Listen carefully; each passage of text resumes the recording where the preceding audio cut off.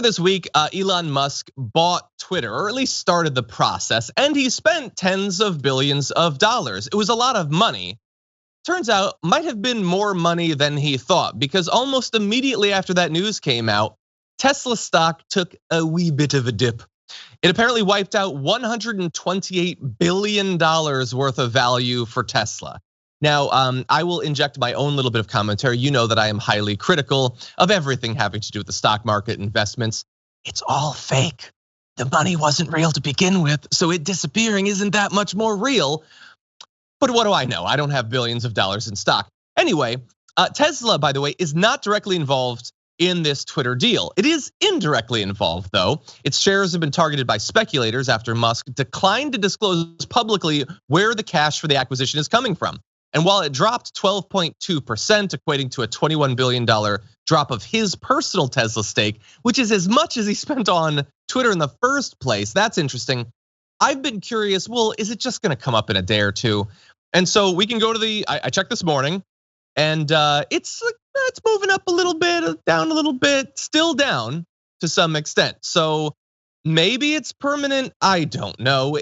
Twitter's shares also, by the way, dropped about 3.9%. So that also effectively represented a cost to him since he bought it at an even higher rate now. And bear in mind, as part of the Tesla deal, Musk took out a $12.5 billion margin loan tied to the stock he owns in Tesla. He had already borrowed against about half of his Tesla shares. So look, maybe in a week, Jordan, Tesla's back up, Twitter's back up. This doesn't represent anything permanent.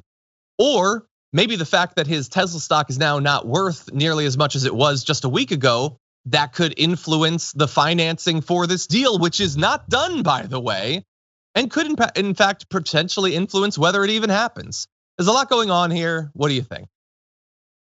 Well, a few different things. First, people have widely criticized Tesla stock as being overinflated. I mean, their market cap is near $1 trillion. That's not $1 trillion company. A company with production bottlenecks so bad as studied in business schools. This isn't, and that to put it up there with like an Apple or a Google, where you have a multiple array of products or services that everybody uses. This is not the same type of thing. It's driven largely by speculation and people buying into the hype and the myth of Elon Musk. So that, for one, I think just overinflates Tesla's value and his net worth. But also the dip, I think, reflects people's worry, investors' worry that he's going to be too distracted. Also that he might have to sell off some of his Tesla stock later in the year to make this deal happen if it goes through, because he takes on a bit too much. He's erratic. His behavior is erratic. He's led to SEC complaints and actions against him for his behavior on Twitter, and his motivation. I think people outside of the hyper online right wing circles on Twitter that he seems to spend a lot of time on don't really care about his free speech quest. What they probably see objectively is that if he wants to make this platform just purely about what is legal under the law, I mean, that would basically remove all moderation around bigotry, harassment, xenophobia, racism, sexism, that kind of stuff. That's going to be your brand. And now you have Morgan Stanley in on that. And look, it's all hollow, but a lot of those corporations, and especially Wall Street, like to glom onto, at least aesthetically, equity statements and inclusivity statements. Is that what they're going to really want to tie their brand to? I mean, okay. So like you said, it's later down the line before this deal closes. I think it's October, and they might just back out. It's not a done deal yet. This could be a factor though. Yeah. I know many people would be thinking like, well, no, but what do you mean back out? Elon Musk said he's gonna do this, so he's gonna do it. First of all, open your eyes, Jesus Christ, how could you not know this is one of the biggest lies outside of Trump? One of the biggest.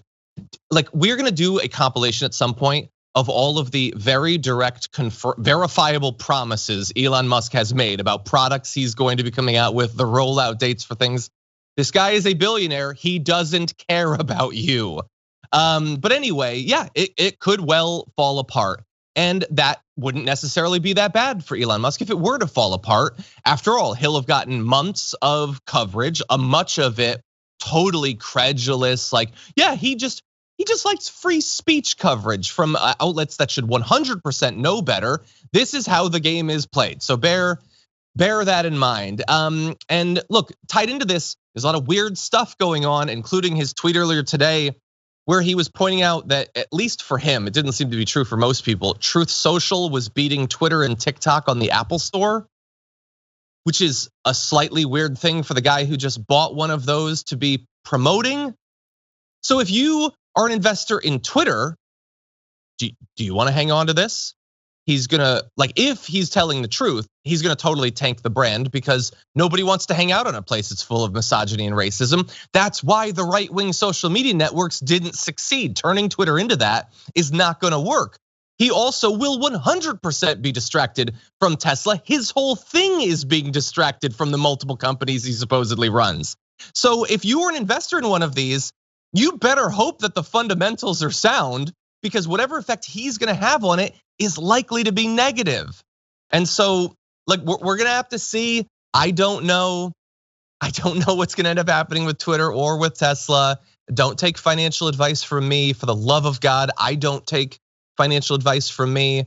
But Jordan, the whole thing is just so weird. Extremely weird. That is Musk's whole brand, though. He's all smoke and mirrors. Like, the things that he claims he's going to do, he very rarely follows through on, or he lied about what happened. So the Starlink satellites in Ukraine, huge wave of positive press. Oh, I'm donating all these Starlink satellites, and very little do reporters ever follow up on his claims. Someone did a few weeks later and found, oh wait, actually no, that was the U.S. government that paid for those satellites. And you could probably remember the pledge to donate to the UN World Food Program. And he was, challenging them on Twitter, saying, like, how much would it take to end world hunger? And they gave him plans that are around 6 billion. He's like, okay, well, if it's transparent, I'll sell my Tesla stock and I'll do it right now. And everyone's like, wow, he just committed to end world hunger. He's gonna give $6 billion to the UN. Did he do it? No. He gave a private donation to an undisclosed charity for just under that amount. The World Food Program did not receive anything, and now nothing happens. But he got a ton of positive press about probably just moving money into a charity that he controls, and which is so often the case. A lot of wealthy people just move money around into charitable trusts or family trusts to evade taxes. 100%. Yeah, it's always positive press that he was gonna save the kids in the cave and he was gonna make ventilators during the pandemic and all this stuff that he says he's gonna do, and it doesn't happen, and the credit isn't deducted from his account. He just claimed last week that by 2024, he's gonna be mass producing robot taxis.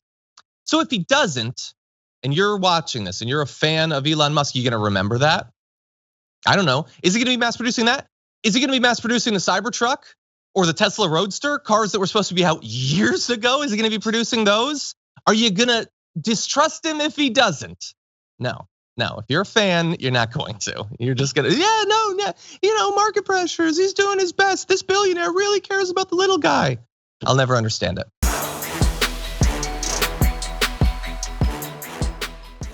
Check out the Damage Report podcast each day, wherever you get your podcasts, whether Pocket Casts or Stitcher or iTunes. You can join me as I give you the news and stories you want, with a range of co-hosts and interview guests jumping in on the fun each day. Again, that's the Damage Report, wherever you get your podcasts. And if you get them at iTunes, don't forget to rate and review. Sometimes I'll read them live on the show.